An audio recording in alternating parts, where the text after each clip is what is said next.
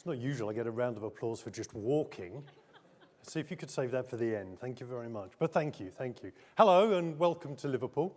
I'm looking forward to conference. I hope you all are. So, every single year we pay billions of pounds to millions of people. And of course, that provides them with financial security and, more importantly, probably peace of mind. We do that without hitch most of the time. So that's a good thing. And we've just collectively, in the process of completing, and by collectively I mean the industry, the regulators and the legislators, we've just collectively almost completed what's arguably the biggest and most demanding and far-reaching pieces of pensions reform ever in auto-enrolment.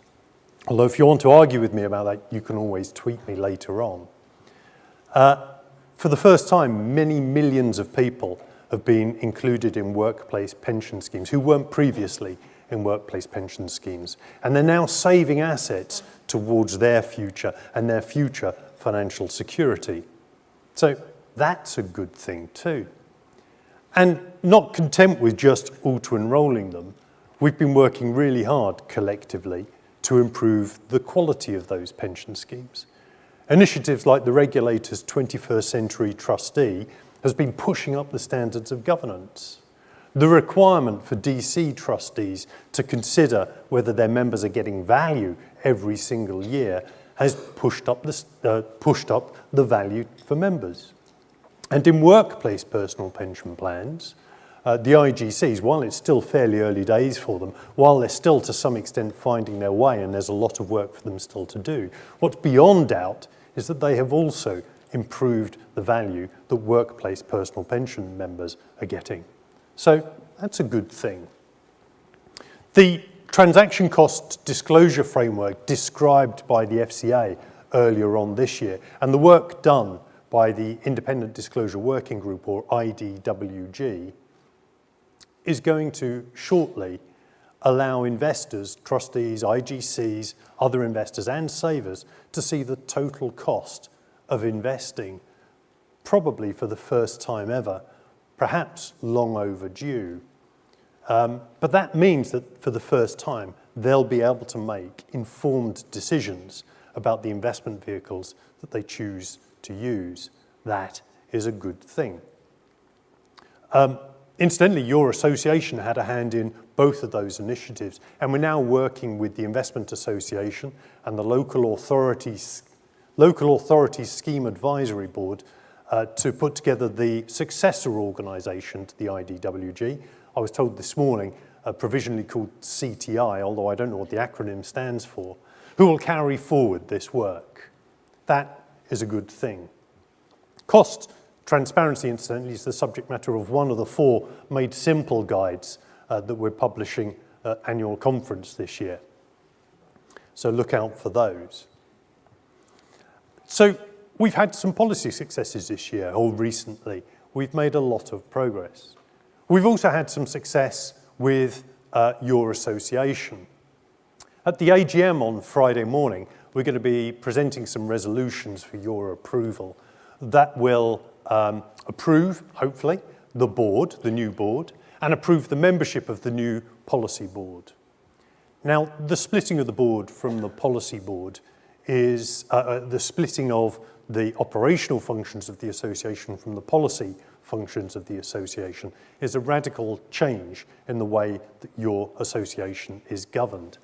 And once we've implemented that change after the AGM, your association will be in a far more robust position to be able to continue to do the vital work that it does on policy argument that will produce a sustainable pension system providing good pensions for all, or better pensions for all.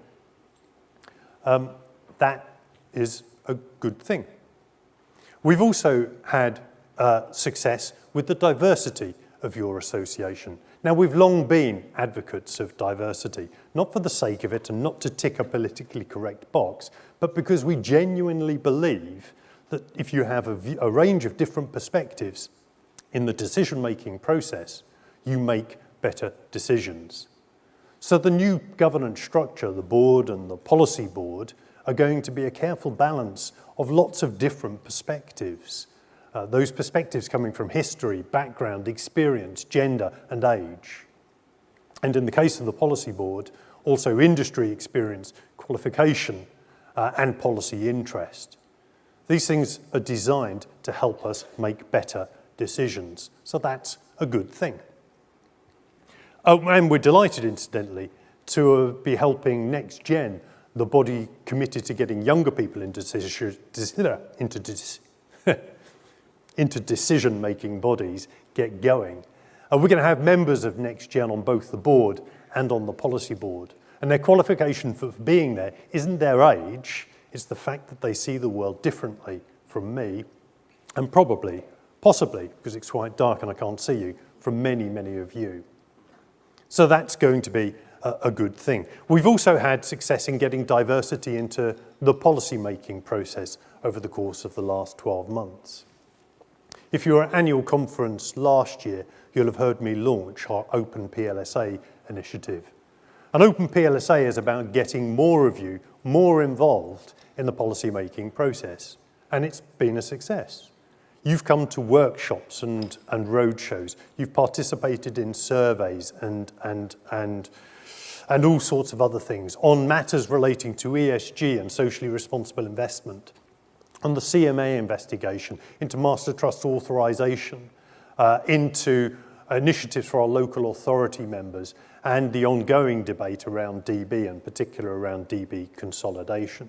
In fact, more of you have been involved in more of this stuff than ever before. So, thank you very much for getting involved.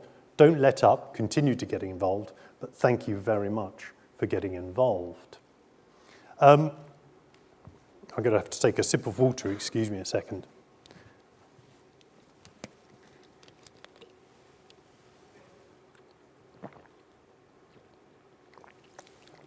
So, we've had success with policy and we've had success with governance. All of these things are good things. We've made very good progress. But we can't afford to be complacent. There is much more work that needs to be done. 80% of people don't know how much money to save towards their retirement. And that's got to be a train crash waiting to happen. Over half of people think that the AE minimum contribution rate is the government's recommended savings rate, and we all know that that's not the case. Over 40% of people think that the AE minimum contribution rate will provide them with a comfortable income in retirement, and we really know that's not the case. The average DC pot at retirement is stuck stubbornly at around £30,000. And you know and I know £30,000 isn't nearly enough to provide a sustainable income in retirement. And according to the FCA, over half of people who have accessed freedom and choice during the period April 2015 and September last year fully encashed their pots. And half of those people took that money and put it into another savings product. Now, I can believe that might be a good idea for one or two people, but I cannot believe that's a good idea for the vast majority of them. So it isn't working as well as it should do, and we can't be complacent. Auto-enrolment is getting more people into pensions, but are we getting it right for them? During conference, we'll present our Generation AE research, which will give us an insight into how savers, and in particular younger savers, view working, saving and retirement. But they're not saving enough either. Now, the auto-enrolment contribution is starting to increase, but we don't think it's increasing enough. In our Hitting the Target report, we argued that the level of contribution should be 12% of all earnings. And that should be increased, that should be phased in over the later half of the 2020s, with employers bearing a higher burden of it, as they do in other developed economies. But during conference, we're just going to pause for a moment, and in one of the stream sessions, Should I Stay or Should I Go?, we're going to look at the early evidence of what people are doing now that contributions are starting to increase under auto-enrolment. And we know that people aren't making the right decisions at retirement either. So we've got a session on Friday, when we'll be with Hargreaves Lansdown, Mercer and LCP, when we'll be looking at the early experience of savers in freedom and choice. And more importantly, we'll be asking them, what are you doing to your proposition in the future to improve member outcomes in view of that experience? So there is an awful lot of work to do. We cannot afford to be complacent. And one way we can avoid complacency is by getting involved in the debate. If you listen and you challenge, you unpick the problems. You can then identify those problems and try to find solutions. Excuse me. And that's really the purpose of your association. We are using the common, current and rather ugly phrase, a sandpit for debate. And the idea behind Open PLSA is the more of us are in the sandpit, the muckier we'll get, the more fun we'll have, the better the quality of debate. So please continue to push to get involved. And of course, conference is the ideal time for debate because, well, we're all here. So please participate during conference. Listen to the speakers, ask questions, challenge their assertions, and learn something new. And then when you're stood in the coffee queue afterwards, or at breakfast tomorrow morning, or at our drinks reception tomorrow evening, and I hope I'll see all of you there as well, turn to the person you're next to and pick a fight, pick an argument, try to unpick their ideas and learn something new. So please, please, please get involved. And one other area that we need to address. Now, I don't know whether anybody's mentioned this, but I'm the chair of this association. I've been involved with it for 7 or 8 years. This year, I was very proud to be asked to become a member of the Pensions Policy Institute. I'm a fellow of the Pensions Management Institute, and I was on their council for 5 years. I was a TPAS advisor for 10 or 12 years. I've certainly got the paperweight. And I've been in this industry for more than 30 years. So I think it's probably fair to say that on a scale of savers, I'll be towards the more sophisticated end. And that's probably the case for all of you as well. Yet here's the rub. How often do I ask myself whether I'm saving enough, whether I'm taking the right amount of investment risk, or whether I'm getting value for money out of the financial products that I'm using? And if your answer to that question is the same as mine, not very often, not often enough, or even not at all, and yet we're the more sophisticated savers, what hope for the average saver? We can't continue like this, because if we continue like this, we're going to let the savers down, we're going to let ourselves down. So we have to change the way that we work. We have to recognise that this is difficult for savers. We have to recognise that what we do, what we deliver, exists in the context of a personal financial ecosystem of competing financial demands. We've got to change the way that we develop products, deliver administration, deliver engagement and communication and governance, so that it is more consistent with that personal financial ecosystem. We have to start looking at what we do through the eyes of the saver. We have to understand their perspective. Now, in a moment, we've got a session on knowing your customer, which will start to help us to do that. And later on in conference, we've got a session with the Financial Inclusion Centre and Reddington, when we'll be asking the question, what do we need to do to get a generation of informed consumers?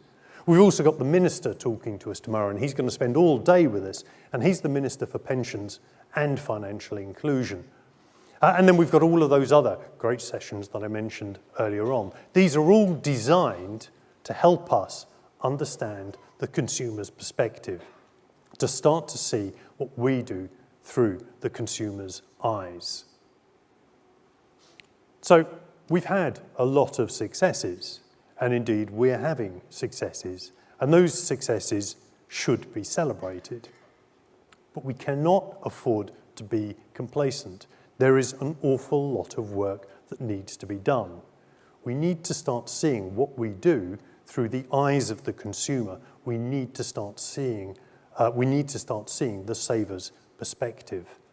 And that would be a good thing. So, enjoy your 3 days at conference, learn some new things, listen to these speakers, ask them questions, challenge their assertions, listen to them, and then pick a fight with somebody. Enjoy your 3 days. Thank you.